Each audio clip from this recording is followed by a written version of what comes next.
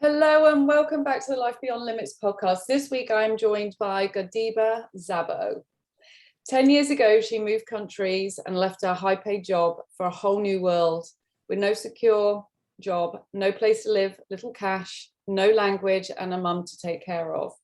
She doubted herself constantly, questioning whether she'd done the right thing, worrying whether she'd be able to find a job and pursue her professional career, and worried whether she would be accepted in a new country, be able to learn a new language, carry on her studies, and bring financial security to her life. But over time, things got easier and life was good. And so she decided to take her second big leap and start her own business.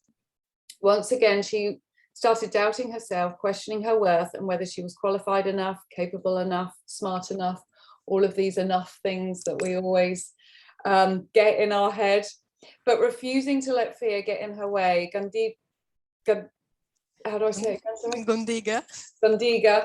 has gone on to build a very successful business, not only helping spiritual entrepreneurs to grow their profits, but also to help them overcome fears and doubts of moving forward in their financial journey and life in general. Today, Gundega is sharing with us what motivated her to keep going and push through the fear and doubt so she could set up a dream life in a foreign country. So welcome. I apologize if I didn't say your name correctly. It's always one of those, oh gosh, am I saying it right moments? But welcome, how are you? Thank you so much, Emma. I'm very happy to be here. And you pronounce my name perfectly. And actually, my name meaning in English means buttercup. So Gundega means buttercup, yes. Oh, that's beautiful, Gundega. See, I love the name Gundega. It's just, I'm not used to saying it. And I hate to get people's names wrong. And I always shorten people's names as well. But what I did with that intro was just basically take a lot of your words because you clearly have gone through a lot of massive life-changing decisions, and in the terms that I use, a lot of big leaps. And for me today, I'm really super excited to talk to you a lot more about pushing beyond that fear, because I have teetered on the edge for many years on lots of things where I'm right on the edge of wanting to do something, and I see it in so many different people where we're right at the cusp, we dip our toe in, and then fear gets in the way. And sadly, some people then don't ever pursue that goal because the fear is just too much. Now, what I love about you and what came through in that introduction was that regardless of the fear and the doubt of which you have experienced and, and have now learned to manage it in an amazing way, but regardless of all of that, you just blocked out distraction. You got really focused on what it is that you needed to do in order to create the life that you wanted to create. And then you went on a mission to make it happen. And I think there's so much motivation and inspiration that can come from that. And I'm really excited to just find out how you've managed to do that, because it's such a unique skill that very few of us can actually manage, and we all could benefit from learning a lot more from. So I'd love to know whether this is something that you were born with. Have you always been this determined, or has life helped you to learn how to be fearless? Thank you so much, Emma, for everything that you said. It really warms my heart, first of all, to hear that, yes. And secondly, I think that it's probably a little bit of both. Probably first is, yes, I most likely have been born to be a little bit more determined maybe than others. However, I think I got also quite few lessons coming along my way since my childbirth. And just as you talked, I actually start remembering more and more. And first thing that I want to mention is when I was 5, I got into a terrible accident. Wow. And during that accident, I got 4th-degree scars all over my face and body. And I was dancing already at 4 years old. And so basically this accident taught me to feel uncomfortable in my skin and still pursue dancing as well as a kid. I was dancing 10 years, actually I was dancing 12 years, from 3 until my 15, yeah, 13 years. Yeah. So, and going on the dance floor and having a scar on my face and people pointing towards me. And anyway, regardless that, to do your job and to dance and get those first places, and regardless, just to show the world that you can dance. That was probably my first muscle building, my muscle of overcoming fears and overcoming self-doubts, yes. So, and then followed when I was 16, I left my home for good and started building my own life in other city. Then when I was 18, 2 years later, I moved completely on the other part of the Latvia, away from my parents. Wow. To start my proper jobs, because from the 18 we were allowed to start official jobs in Latvia. From 16 you can start just the part-time jobs, and from 18 you can start properly live your own life. So, and again, I was a new environment, new friends, new life, new me. So, and I love that feeling of freedom. I love that feeling of building my own life and understanding that everything is in only my power, and there is nobody who will give me something, show me something, do something for me. I always was relying only on my own powers. I started my jobs. I was going through university at that age, and part-time. I was part-time evenings. Actually, I was working initially part-time. It was just literally first 2 months, and I went to full-time work, obviously, to have in a capital city. We had large expenses to rent the flat and everything, yes, and I have no one helped me with that. So yeah, so in short, when I was back in Riga, there was small leaps that I need to do in order to set my financial career early on. And when I was working, my first job was just to have, I was working in a shoe store. Then I used to work for some couple of months. I used to work also in clothing store. And I told my friends and colleagues that I want to work in banking, in banking, yes. And I just, I was in university, in the first grade university at that point, and my friends and colleagues were saying, Gundega, you won't get a job in banking. Who will take you in the banking? Because you have no higher education yet, yes. You have no experience, you have no connections, yes. So, and I said, try me. So I went to apply for a lot of jobs in Riga, in capital city of Latvia, in the banking, and I got very quickly responses from high street banks, and not just some banks, but they were really highly reputable banks with really amazing careers. And in 1 month I was working in a banking. So I started building my professional financial career, even though I was just in the first grade in university. So I was barely 19 when I started working in finances. But my management, they believed in me, and I believed in myself as well, even though I also obviously doubted, can I do a job? It was like more like, you know, hit or miss, you know. It was like a hit or miss. Why should I not take an action if I can win? You know, like why I should say to myself, no, I can't do it because I'm just in the first grade, yes, or I don't have this, you know, connections, or, you know, somebody who could help me to get a job. Yes, I thought to myself, I will try, I will do my best, and if I can't get the job, why not? Yes. So, and that probably will be my approach also in the following years. I always take a chance. I will take a chance. I love that. I love that. And you know, you just mentioned that big word, belief. You believed in yourself, and the management that took you on believed in yourself. And like you said, you know, even at age 5, when you were dancing and you were recovering from the accident, that belief in yourself, that inner confidence was really shining through then, wasn't it? And that, you know, just hearing you speak, it's almost like you know, some people would say, oh, well, I use people's doubts to prove me wrong. But I think it's even more than that. Like sometimes for you, that there was no doubt, there was an opportunity. And if you could do it, you would do it. And you took a chance on yourself without allowing the what ifs, the buts and the maybes to come through. It was like, you know, I want to get into finances, so I'm going to get into finances.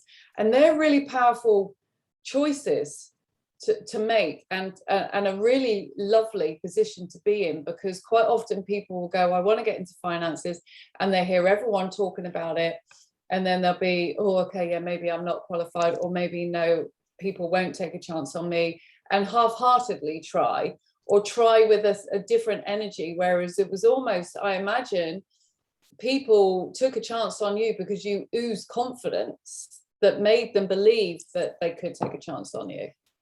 Yeah, I think you are so right. It was never actually about the other people saying they can't, and then I would prove them they can.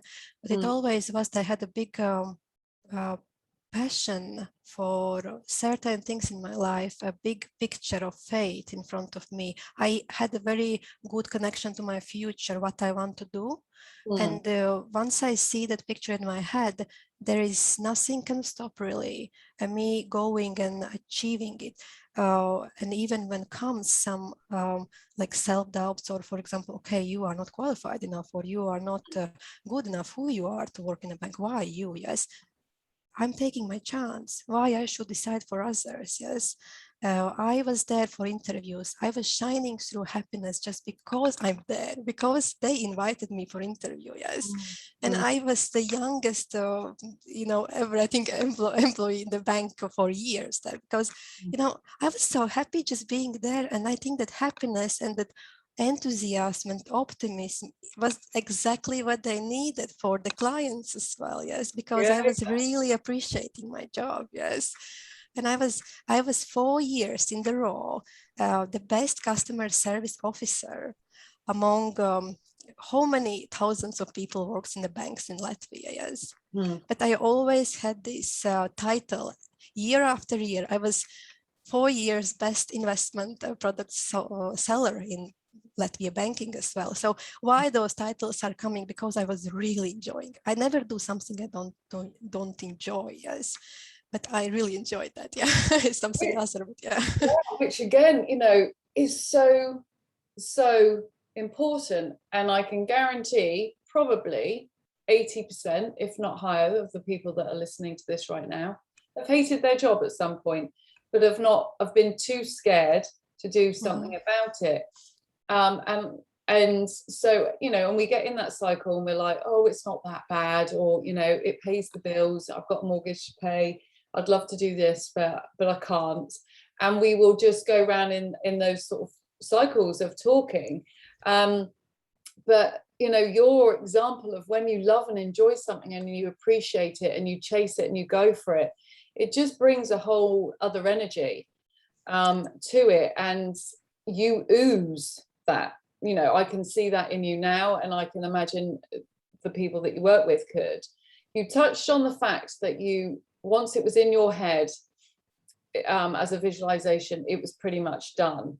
Can you just break that down a little bit more for people? Because we all hear about visualizations, and there's a lot of people that can't visualize, they're not, you know, that wired to do that. But you can do it through a journaling process or whatever. But I'd love to know just the concept of it, the structure that can then be positioned any which way people want. What kind of things did you go through? I think the most important thing what I remember myself doing across the years, I like to watch myself in the mirror, not because how beautiful I am, obviously, but I like to watch myself reflection in the mirror. And I used to ask myself, who you are and who you want to become. And this was something, I never read this in some journals, or at that point I even didn't know that what is manifestation or law of attraction. I didn't do meditations at that point. I wasn't at that level. Spirituality as well. So, but I love to look at myself in the mirror and ask myself those deep questions, who you are now and who you want to become. And very often was seeing myself as a financially secure person in front of me, even though I'm coming from a scarcity family and a scarcity background.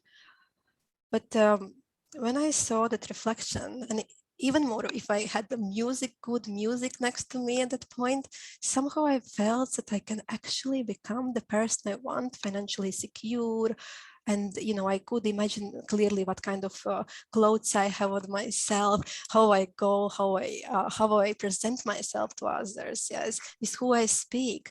You know, I somehow, that imagination was not taught by somebody to me. It was just in my head. I was imagining things. I was imagining the life I want to have.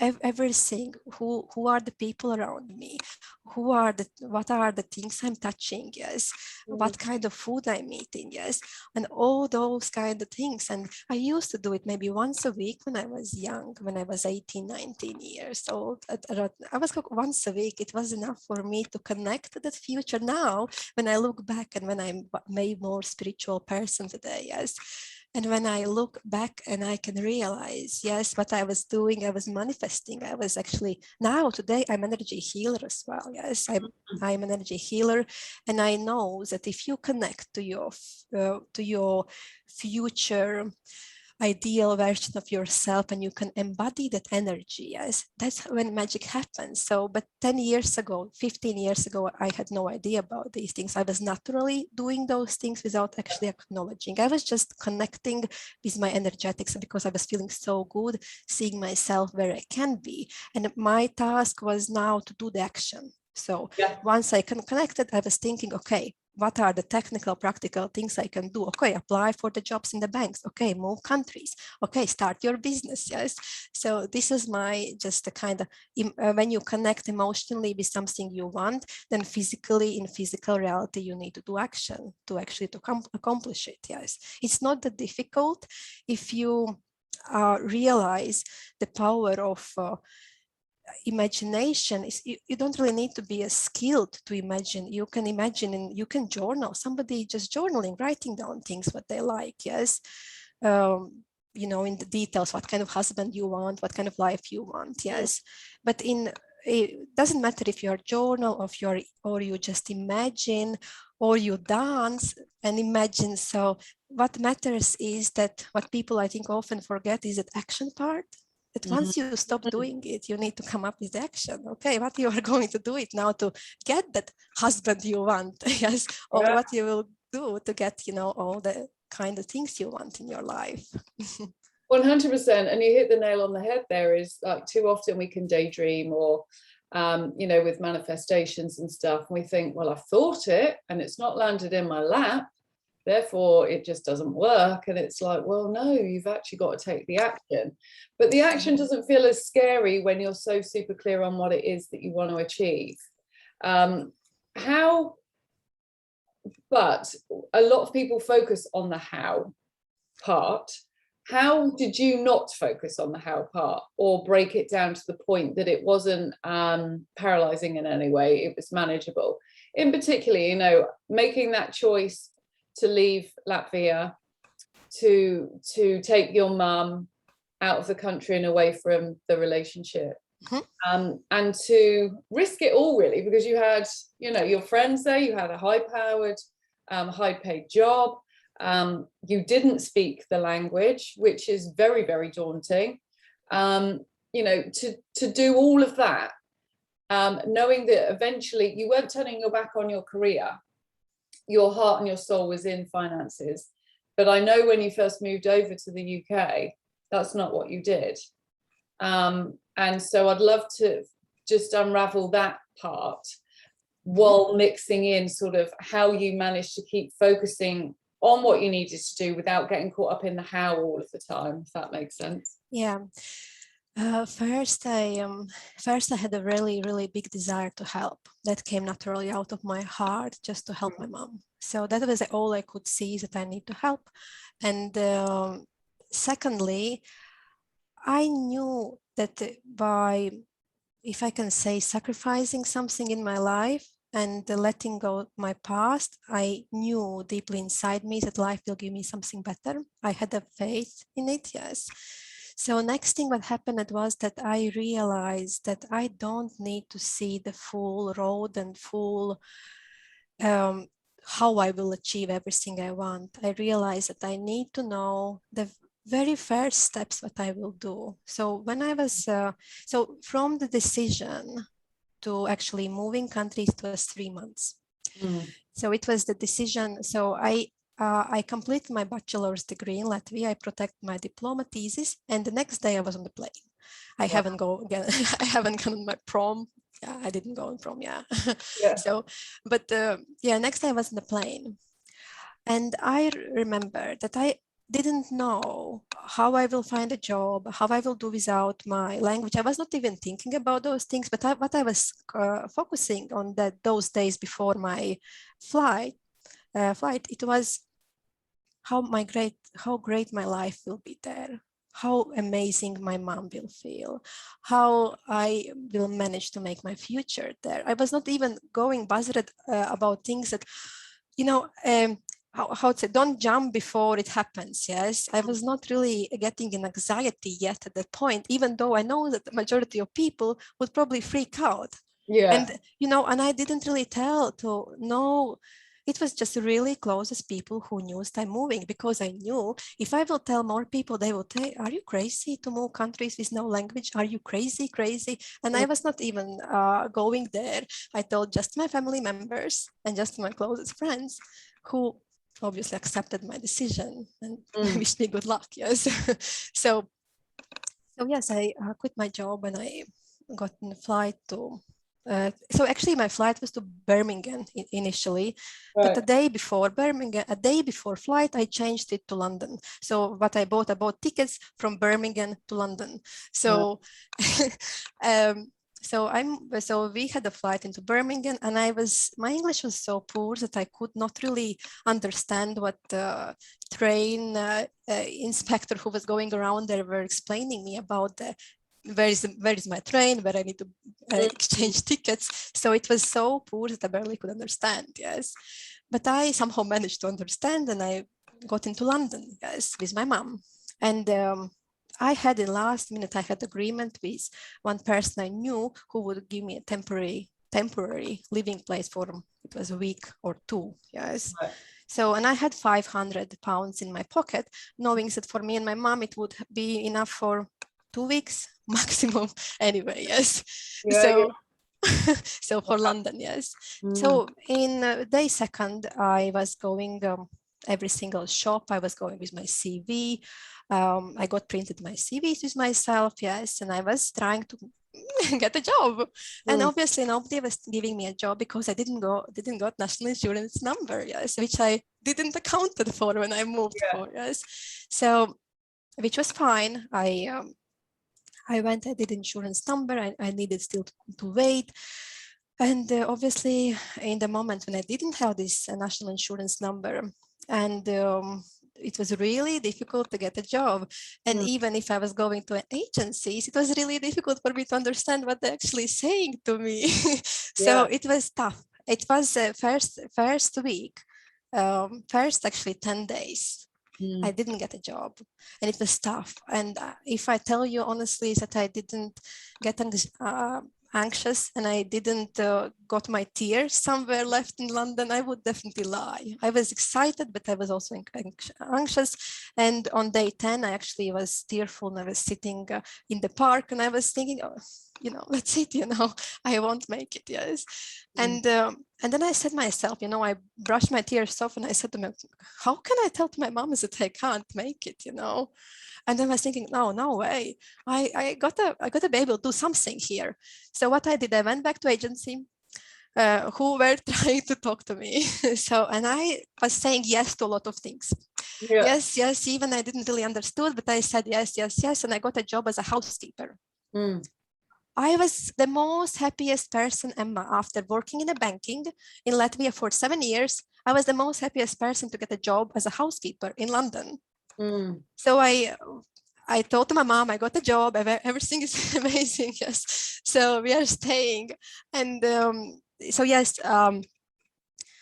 first, so I used to work as a housekeeper for 5 days. And I never got paid for it. Oh, not really? Yes, because I on day 6 I was already working in money transferring company in finances, and I didn't give a notice, and they didn't pay me, so it's okay, because the next job just gave me advance payment, who actually helped me to cover my expenditure. So what happened there? Yes, so it made me feel even with everything. So, but what I want to tell you, when I was in housekeeping, first of all, I learned how to do bedding. It's amazing how I'm good now with making my bedding in the house. Yes, I'm really efficient with it. I learned how to clean the house. Yeah. So I basically learned new skills. And yes, I had my colleagues there who were asking me, Gundega, what you were doing before this, yes. And they were laughing at me. Honestly, people were quite cruel. They were laughing at me, yes. So after banking job, I'm here at housekeeping, yes. So really funny, And I was thinking to myself, right, anyway, this is temporary. I knew that I will do something, because in the meantime, every single day I was applying for other jobs. And on day 6, I already was back in financial job and in money transfer company. So yeah, that's how it happened at the first. I mean, that in itself is just incredible, because you're sat there explaining all of that with a massive smile on your face. And I know obviously hindsight is a great thing, because you've got an amazing life now, but that must have been so scary. But what's really come through for me is the importance of your why. And you said that when you were sat in the garden, in the park, sorry, on day 10, thinking, we've made a mistake, this just isn't going to work out. And then you wiped your tears away and said, how can I let my mum down? I can't let my mum down. I need to keep going. And when we have a why that powerful, we find a way. Yes. And that's why when people say, what is your why? Like, really connect to your why, because your why is so unique to anybody else. And it's the why beneath the why, because we can all have a bog standard answer as to why we want to do something. Well, I want to make more money, or I want to, be in the financial industry, or I want to move, or want to work in that department. But why? And when you drill down your why to a point where it gets you right in your heart, then no matter what happens, you find a way. And you just never gave up there. And within 6 days on from that, you're back in the financial industry, which is phenomenal. Absolutely, and I can even tell you, my mom was witness, and she can confirm it. I went to Westfield Shopping Center in Stratford just on day 9. On day 10, it was the day when I literally when I had tears. That was the day. Yeah. And I went through every single shop with my CV. I was asking for the jobs, and I got rejection after rejection.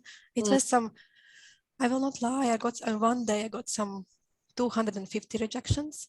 Wow. Yes. And and there were even one shop where they asked me to not come back again because I was coming there twice. Oh, really? Yes, they already was there twice. So that they don't have jobs. And that was the day, yes, because it wasn't the first, it was on day 4 where I was getting so many rejections. And I just, after so many rejections, that's what I got a little bit of sensitive. But as you say, I hold myself back together. I connected also with my why, yes. And I realized that there has to be a way. I just need to find it. And I went back to the recruitment agency next day, and I said yes to everything, even I didn't understood what about they are talking half of it, yes. And but ultimately I got a job, so I was happy. Yes. Oh my God, I love hearing what you say, because it's about realigning. It's about the rejection is hard at the best of times, but when you're in that not desperate situation, but everything is brand new and you're kind of lost in this own brand new city with no real connections, with a mum that is dependent on you at that point, that's a lot of pressure to put yourself under, but you manage to use it to drive you rather than use it to crumble. Exactly. And that's a real powerful thing. And I'm imagining, and correct me if I'm wrong, that then also goes back to the why. Yeah. Like regardless, it's not the how that's important, it's the why, and then the how comes after. If you know why you want to do something and you're willing to do it at whatever cost, you know that eventually you will get there. Yes, Yeah, exactly. Yeah, it you just have might this. not be the route you originally thought it was.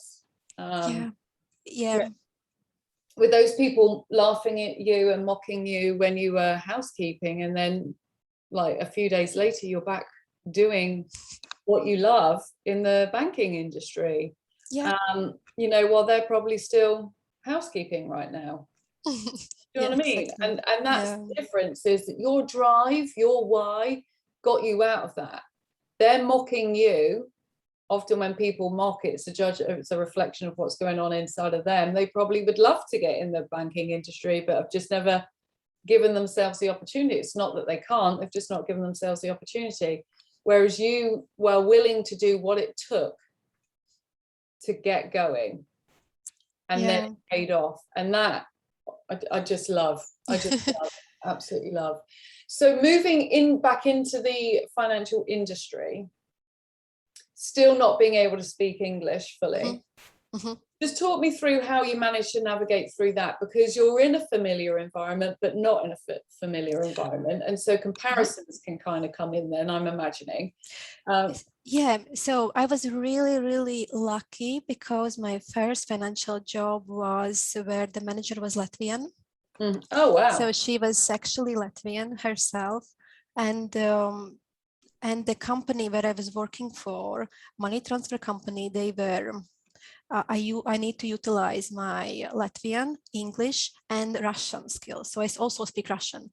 So basically my very first company where I worked around 1 year, it was back in finances. It was something where, you know, I was allowed this transition.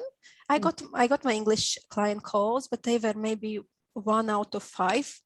I still could speak Latvian and Russian with the people because that was money transfer company which was working with the Eastern Europe. So, and when I was there, transitioning myself, I was already applying for the jobs in accounting. And into purely in English speaking environment, because I knew it that I need to get in between among English speakers to improve my English as soon as possible. And in the meantime, I was looking for education possibilities where I can actually go through a formal education within England as well. So, and that was the trigger moment and point for me, how I will be able to learn in English. Can I actually do it? Can I actually be able to learn all the materials in English and to go through formal 4-5 years training here? Yes. So where I will be getting finances and all those kind of things were creeping in my mind. Yes. So I eventually got it in. I managed to get in. I managed not only get in, but across all those 5 years, I passed all my exams with first attempt, which is really rarely here with the first attempt and with a high level of results. And how I managed to learn English is because I was studying in English, and after 1 year, I was purely in the English community and working with the English clients, and everything was just English, English, English. And that was my what I really wanted. Yes. And a lot of people back in that job in money transfer company, they were even, do you really want it? I said, I really want it. I came here to integrate. I came here to be part of England. I came here to stay for long term, for all my life, possibly, yes. And for me, it was important to be among and learn history, learn language, learn things, because I wanted really, really integrate.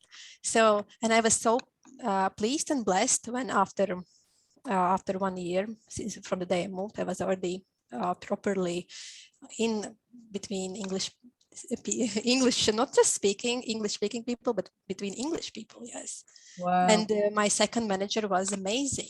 He was just, he remembers, I remember him today, and he remembers we are still communicating up to today. Yes, because I remember how he had interview with me, and I was sometimes struggling to explain everything what I wanted, but he had such a I don't know, enthusiasm for me. And he was just saying that he believes and he just loves the energy I'm bringing to company. And he was the first person actually who allowed me to make a really strong root base here in financial career in England. Yeah. Wow. I totally understand where he's coming from. Your energy is just like, you light up a room. I mean, you're smiling constantly. I know people can't necessarily see that, but I'm imagining they can probably feel it through the sound waves, whatever it is, the audio. It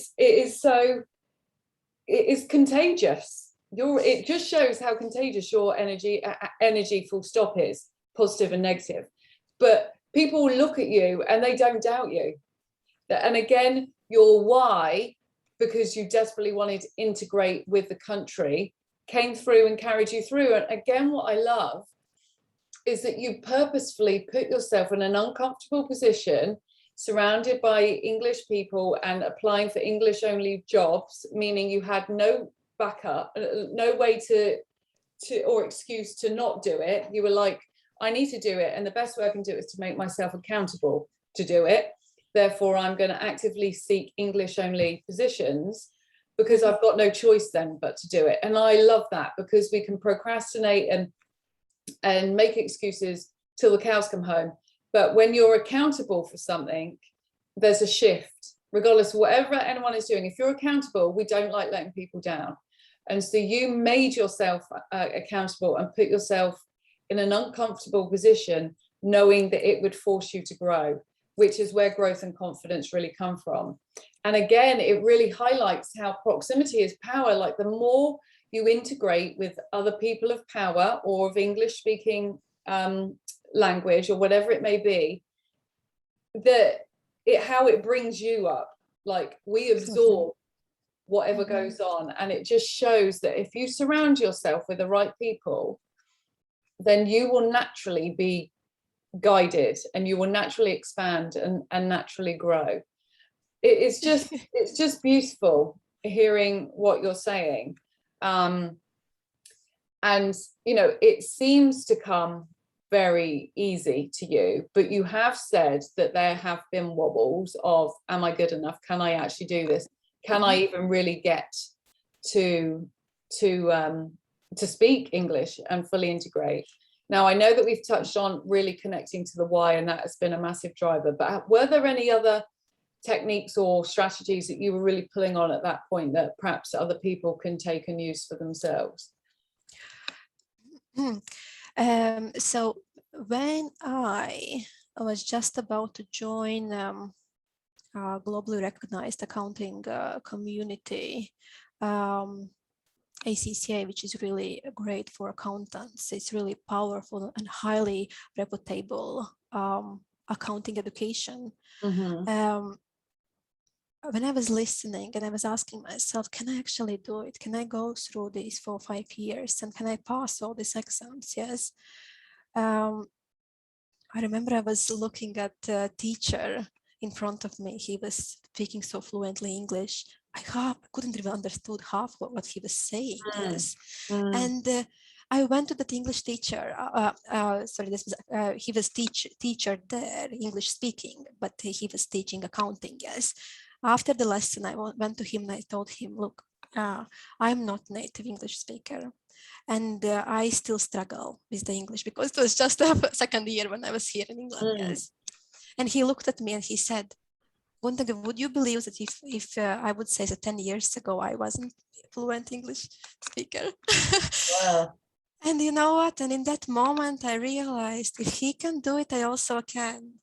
So this is what helped me as well. This is, I think, if we don't make assumptions very quickly, if we look again for some anchor and to trust, if we are lacking that self-trust, how about to go to speak the other person and how they did it?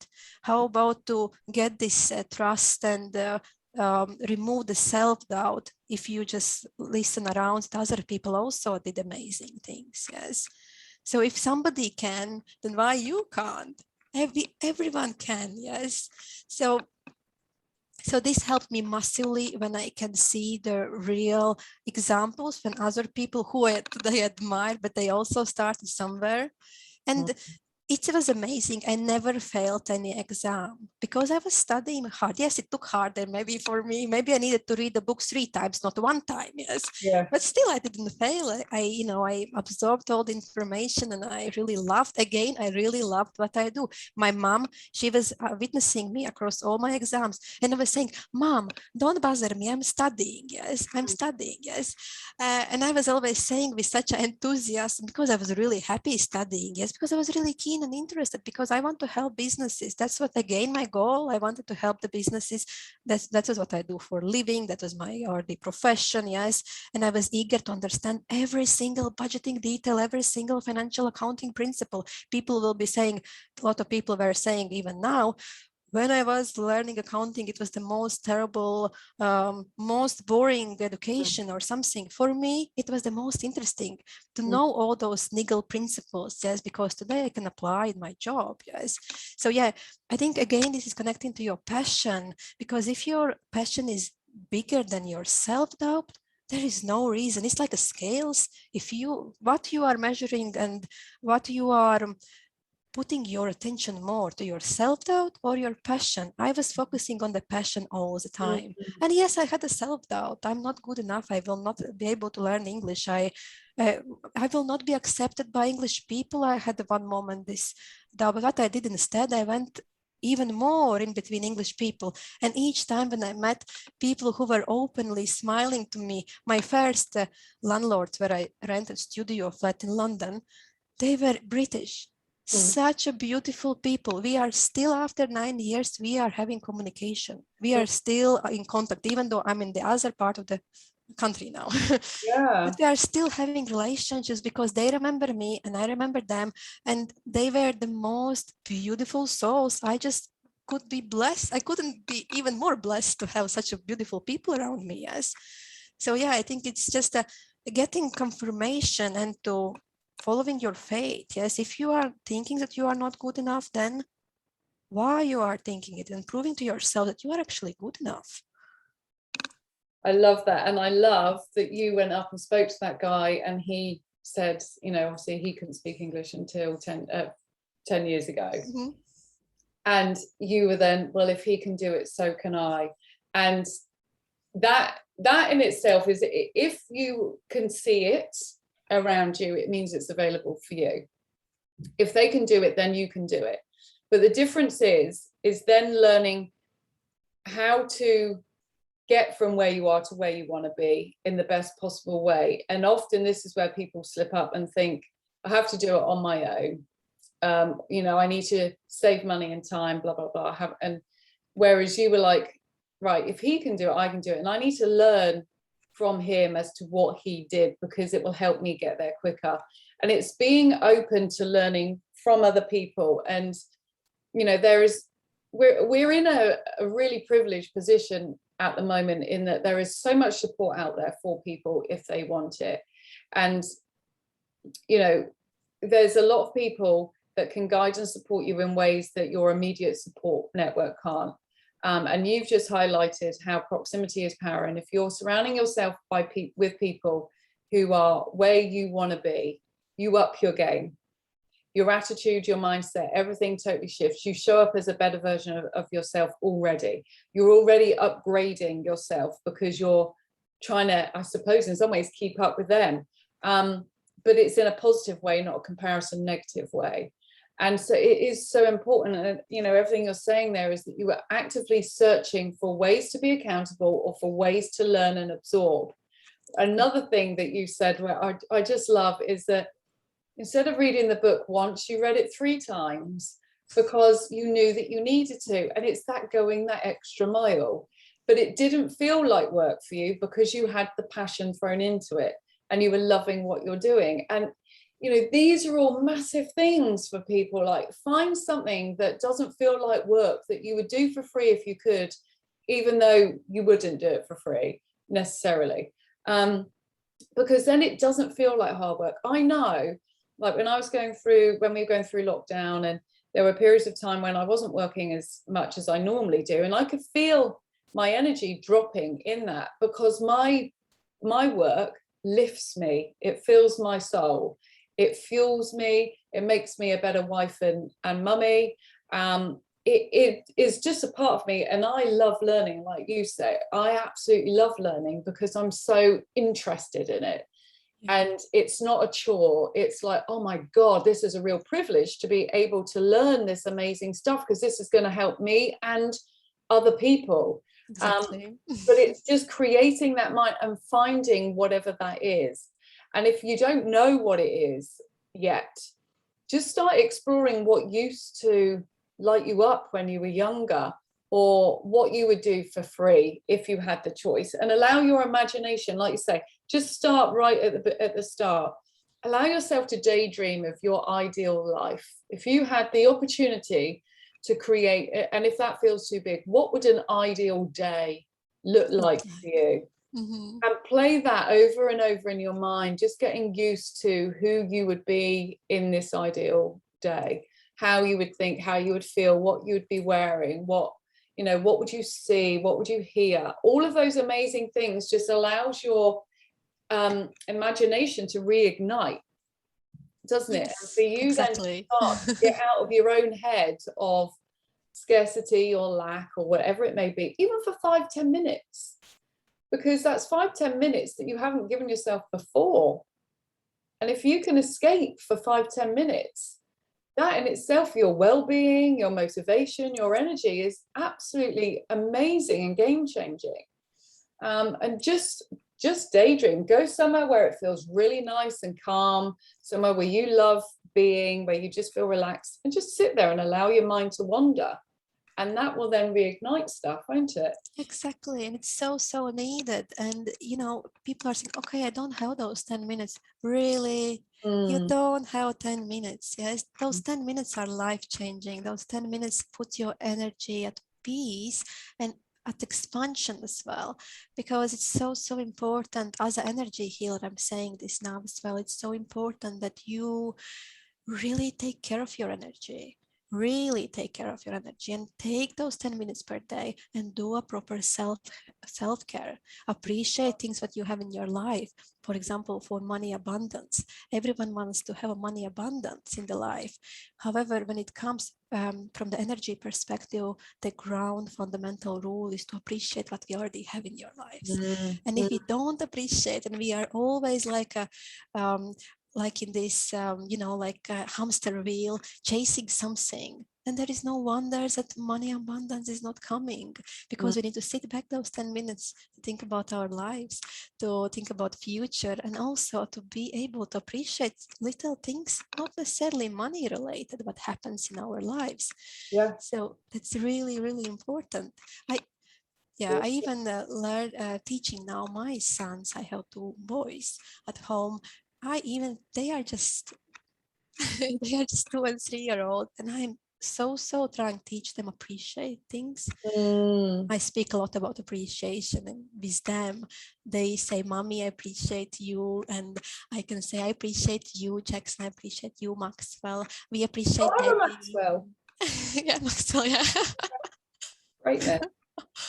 But exactly, appreciation and gratitude is massive. But and again, that's just starting small, appreciating the fact that, the sun's come up, or you've got water in the morning. Even if people are really struggling, it's like, have you got a bed to sleep in? Yes. Have you got a duvet? Yes. Well, are you feeling warm? Yes. Okay, so appreciate those things. It hasn't got to be big, because if you're feeling shit, then you're going to resist all of that, because you don't want to feel good, because you're quite happy in this I feel really awful side.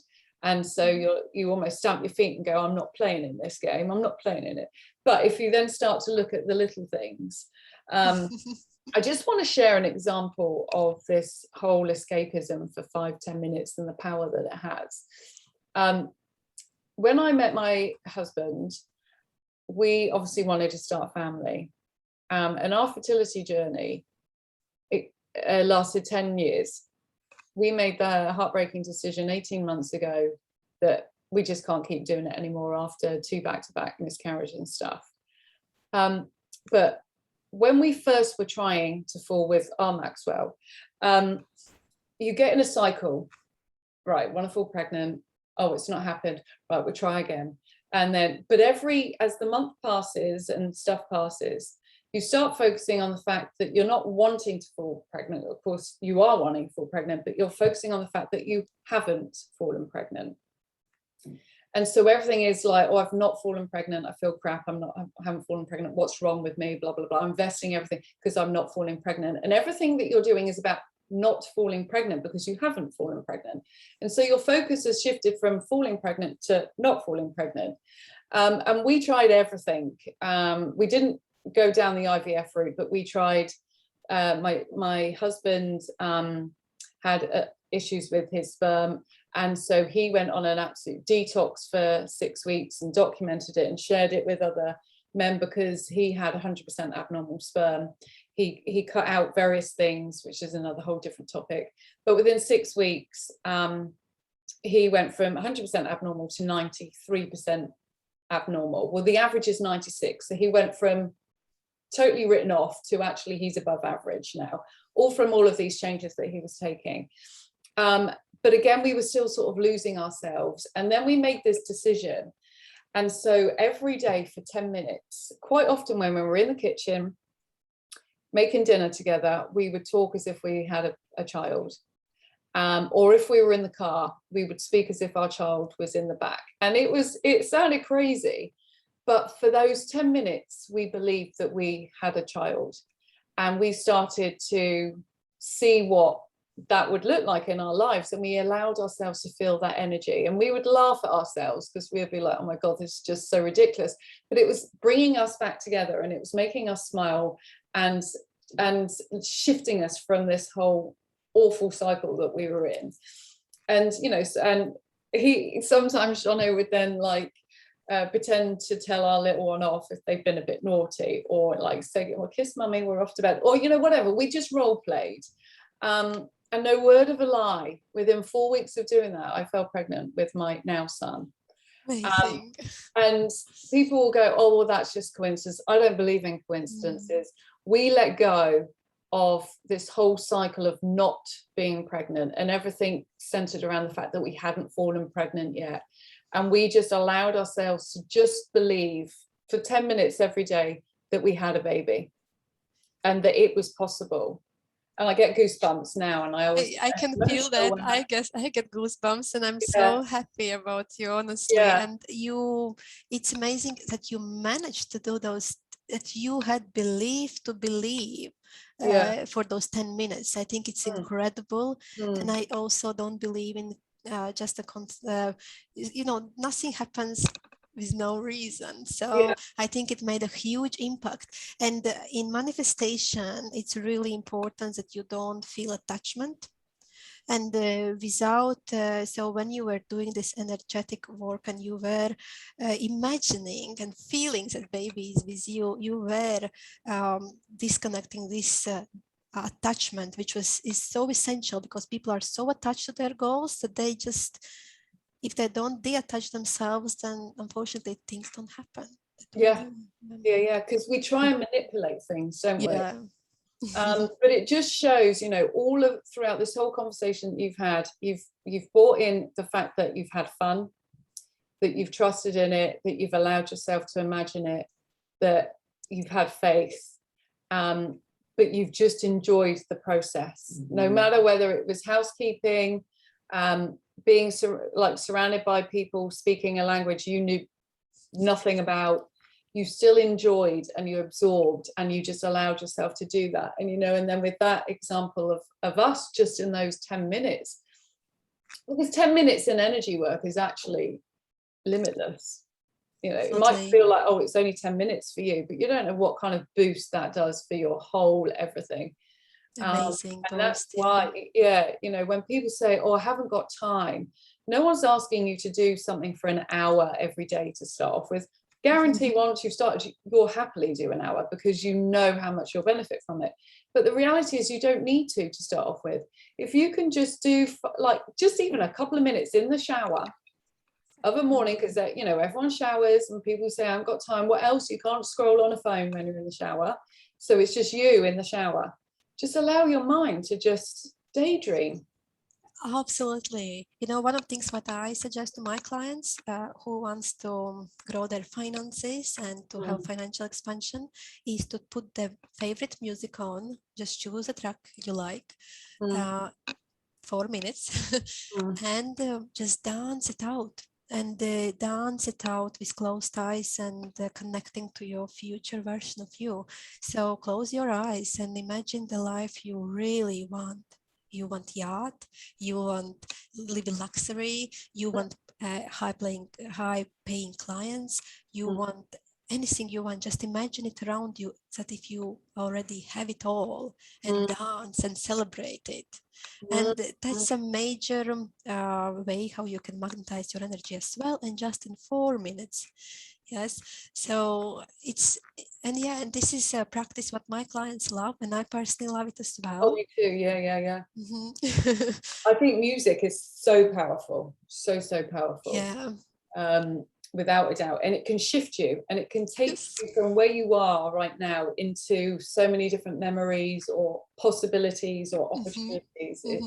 It's beautiful, and I think that's a great starting point, isn't it? As you say, it's 4 minutes that won't even feel hard because you're doing something that you love. And I was speaking to a lady on one of the interviews, and one of my biggest beefs is when people say they haven't got time. And she said she always gets her clients to write down their whole day, marking out time and how long it takes them to do something, like, I don't know, clean teeth, have lunch, whatever. And soon you realize that you've actually got quite a big chunk of free time that you just have never allowed yourself to associate, or you refuse to, because then you lose that excuse. But the reality is, you look at Oprah, you look at Simon Cowell, or any of these big wigs that are totally rocking it in the world. But the one thing we have in common with them is we all have 24 hours in the day. Exactly. Look, Mark Zuckerberg, whoever, all of these big business people, what do they do with their time versus what we do? They haven't got 36 hours in their day. They've got 24 hours in their day, and they've gone on to make billions, and they're very successful, and they've learned to manage their self-doubt and to build a life that they want to live. Well, that's through sacrifice, that's through time management, that's through not making the excuses, which again reminds me of something that you said, because you made a lot of sacrifices. Like you said to your mum, don't disturb me, I'm studying and stuff. And again, you connected the why, integrating with the UK, as a place for you to live. Prior to that, it was making sure that your mum was secure. And so you were willing to sacrifice whatever because you saw the bigger picture. And now I bet you wouldn't necessarily even say it was a sacrifice because it taught you so much. Absolutely. If I look back now, I wouldn't change a thing. I'm actually proud of myself that I did the way I did. If I would need to go back again in this housekeeping job just for my future, I would do it again.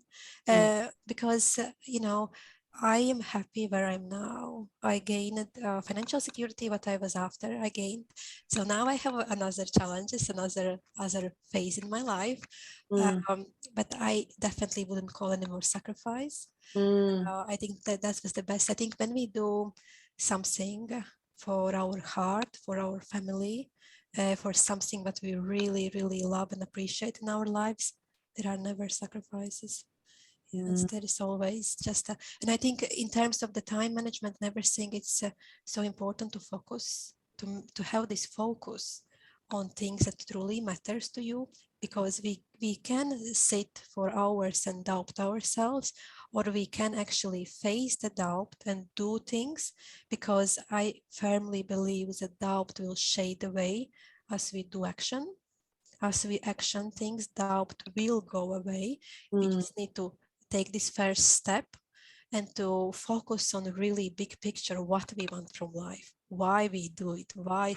So it's really important. I see this is a really important, and to appreciate what we already have in our lives, appreciate what is coming. Appreciation, I think, is something that is really, really important for everyone.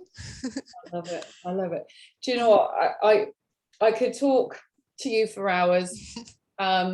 I absolutely adore you. I think you're a real inspiration, and I think the world would benefit if there was a lot more people like you in the world. And I'm really hoping that as a result of just this hour of chatting, that people have taken the ideas to then start to create their own version of them, so they can start to do the things that you have achieved, because you are amazing, and you never give up, and you keep going. And I know that your mum will be incredibly proud of you and thankful for everything that you've done. But you're truly, truly inspiring. How can people stay in your world? Where can they find you? Because I know we haven't even touched on the fact that you've moved from the financials then into your own business, as I said, you know, in the intro, helping other women with their financial security, but also to help them to move forward in any area of their life, as well as obviously financial. But where will people be able to connect to you and to follow you? So thank you so much, Emma, for all those kind words. I really feel the same about you. You are true inspiration. I really admire you for everything that you went through. Really, thank you so much for sharing with me your story as well. So people can find me on Instagram or Facebook. I am Gundega Financial Coach, and I work mainly with business financial management with spiritual people, and I help them to grow profits, and so they can build the business they aspire. And through my work, usually it is lots of energy work. I'm energy healer. Lots of money mindset work, and lots of money strategy, financial strategy in the practical steps. Yes, so I am the person who is offering all three in one. Wow. So, and very often when people come to me, we discover so many sabotaging beliefs which are coming not from entirely directly from finances, but there are a lot of past traumas and some things that are holding them back. And my job is to give new beginnings to people. So I am here to give new beginnings, and also in terms of the finances. So to open the eyes and new perspectives, new income streams, and new ways of thinking and doing. And yes. So. Love it. I love it. I love it. I think everything that you stand for is amazing. So thank you so much. It's been an honor and a privilege to have you on the show today. And I can't wait for everyone to hear this episode, because there are so many amazing, simple but incredibly effective nuggets that can really help people to just break that cycle and take those first few steps, and then to really build on. So you've been amazing, and thank you everyone for listening today, and I look forward to seeing you all next week. So bye for now.